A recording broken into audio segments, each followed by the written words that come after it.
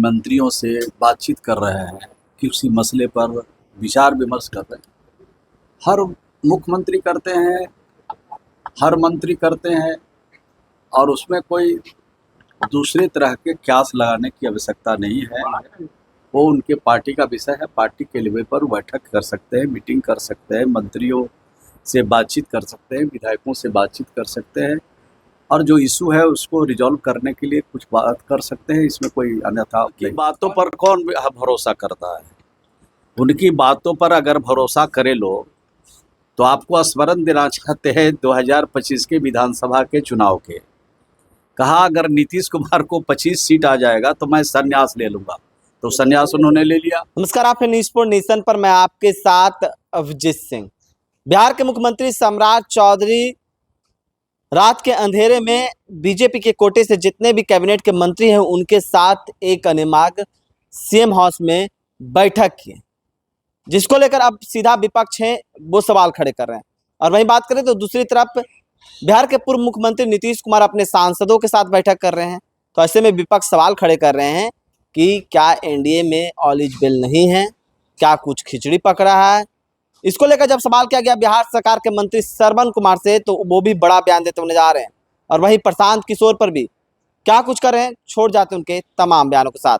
मुख्यमंत्री आवास में शिखर मीटिंग हुई, जिसमें बीजेपी के तमाम मंत्री नजर आए। जेडीयू के मंत्री कोई नहीं दिखे, न चिराग पासवान की पार्टी से मंत्री है वो नजर आए, किसी भी दल के नहीं, केवल बीजेपी के मंत्री नजर आए। इसमें आप लोगों को एतराज क्या है? अगर मुख्यमंत्री भाजपा के मंत्रियों से बातचीत कर रहे हैं, किसी मसले पर विचार विमर्श कर रहे हैं, हर मुख्यमंत्री करते हैं, हर मंत्री करते हैं, और उसमें कोई दूसरे तरह के क्यास लगाने की आवश्यकता नहीं है। और जब बाहर मंत्री निकले होंगे तो आप लोगों ने बयान लिया होगा, तो बताया होगा कि किन कारणों से, किन वजह से, किन बातों को लेकर के मुख्यमंत्री जी ने बुलाई थी, बैठक किया है, लोगों से बातचीत किया है। तो मैं समझता हूँ बाहर आके खुलासा उन्होंने किया ही होगा। इस पर कोई अन्यथा लेने की आवश्यकता नहीं है। अलग अलग मंत्री निकले, अलग अलग तरीके का जवाब दे रहे हैं। कोई कह रहे खाना खाने आए थे, कोई कह रहे शिकायत करने आए थे, कोई कह रहे तिरंगा यात्रा भी जा रहे हैं, बैठक है, कोई कह रहे तिरंगा यात्रा है। अब विपक्ष इस सवाल उठा रही है, ऑल इज वेल नहीं है, ऑल इज वेल नहीं। हम लोग गुल खिला गुल। हमारे पास भी कल हमारे कुछ मिनिस्टर आए थे, कुछ एमएलए आए थे, तो अलग अलग विषय होते हैं, अलग अलग बातचीत होते हैं, अलग अलग सारी चीज़ें होती है। तो मैं समझता हूँ उसको अन्यथा लेने की आवश्यकता नहीं है। वो उनके पार्टी का विषय है, पार्टी के लेवल पर बैठक कर सकते हैं, मीटिंग कर सकते हैं, मंत्रियों से बातचीत कर सकते हैं, विधायकों से बातचीत कर सकते हैं, और जो इशू है उसको रिजॉल्व करने के लिए कुछ बात कर सकते हैं। इसमें कोई अन्यथा नहीं।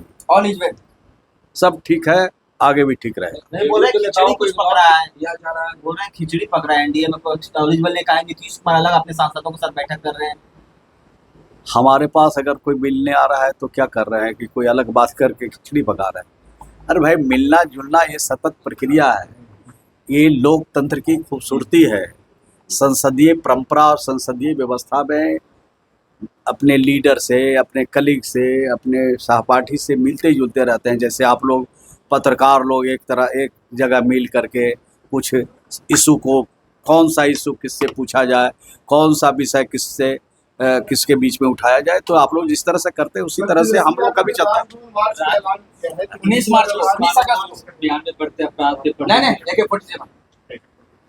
देखिए, विपक्ष के नेता को बिहार की जनता ने, नेता और प्रतिपक्ष के लिए एक सीट अगर कम कर देती तो शायद बिहार में नेता प्रतिपक्ष कोई नहीं होते।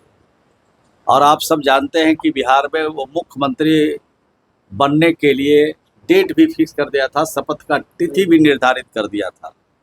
तो जो व्यक्ति तिथि निर्धारित कर सकता है वो तो कहीं जा सकता है, राष्ट्रपति से मिल सकता है, प्रधानमंत्री से मिल सकते हैं, वो राजभवन जा सकते हैं, लेकिन उनके बातों में कोई दम नहीं है। सरकार बिल्कुल पारदर्शी तरीके से जो इशू उठा रहे हैं उसकी जांच करा रही है, और जांच में जो संलिप्त होंगे, जो दोषी होंगे, उनके खिलाफ सख्त से सख्त सरकार कार्रवाई करेगी। सुबह हाजीपुर में उस इलाके के ठेकेदार हैं राम नरसिनाई, उनको माने घर के बाहर मॉर्निंग वॉकिंग में गोली मारी गई, उनकी मौत हो गई।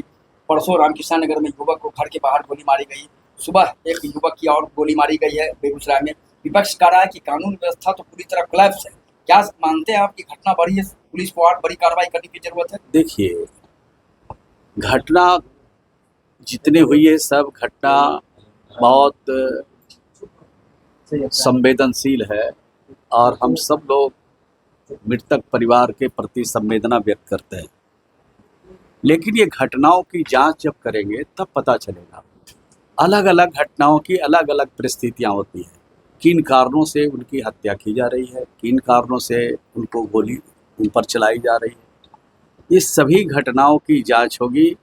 और पुलिस जब कड़े कदम उठाते हैं तब आप ही लोग कहते हैं कि पुलिस जो है अनावश्यक कार्रवाई कर रही है, कानून को अपने हाथ में ले रही है। पुलिस का तो खौफ होना ही चाहिए। और जिस तरह से घटना का आपने सिलसिला बताया, इस तरह की घटनाओं की पूरी तरह से सरकार जांच कर रही है और जांच करने के बाद जो दोषी लोग हैं उनके खिलाफ कानून के हिसाब से सख्त कार्रवाई की जाए। कानून व्यवस्था ऑल इज वेल। अब तो घटना कहा कि जांच हो रही है और जांच में पता चलेगा कि कोई ज़मीन से जुड़ा हुआ मामला है, कोई अन्य तरह के मामले जुड़े हुए हैं, तो जुड़ने का सारा चीज़ का खुलासा सरकार करेगी। उसके बाद आपको बताएंगे कि आगे और किस तरह की कार्रवाई करनी है। सरकार सरकारी नौकरी बांट रही है, उसमें प्रशांत किशोर कह रहे हैं कि निजी कंपनियों में जो अपने क्षेत्र के लोग हैं, बाकी पूरी उनकी बातों पर कौन भरोसा करता है? उनकी बातों पर अगर भरोसा करे लोग तो आपको स्मरण देना चाहते हैं 2025 के विधानसभा के चुनाव के। कहा अगर नीतीश कुमार को 25 सीट आ जाएगा तो मैं संन्यास ले लूँगा, तो संन्यास उन्होंने ले लिया। अब पूछिए उनसे।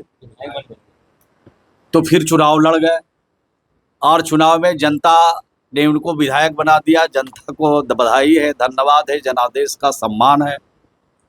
अब वो 10,000 को नौकरी देंगे, 10 लाख की नौकरी देंगे। अभी तक कितने लोगों को बेरोजगार बनाया, इसका लिस्ट उनको जारी करना चाहिए। एक अंतिम, मैं जानता हूं कि ये पूरे बिहार में 1000 से ज़्यादा लोगों को उन्होंने बेरोजगार बनाया, जिनको अपने चुनाव के कैंपेन में लगाया, जिनको पार्टी के काम में लगाया और मंथली उनको देते तो उनकी मंथली सब बंद हो गई। एक अंतिम सवाल है कि AK-47 की घटना हुई, उसके बाद कल देर शाम के बाद राज्य पुलिस मुख्यालय ने एक आदेश जारी किया है, धरना प्रदर्शन पुलिस के दौरान कोई भी पुलिस पदाधिकारी, कोई भी पुलिस का जवान AK-47 इंसास या असॉल्ट हथियार लेकर अब नहीं जाएगा। किस तरह से इस फैसले को देखते हैं?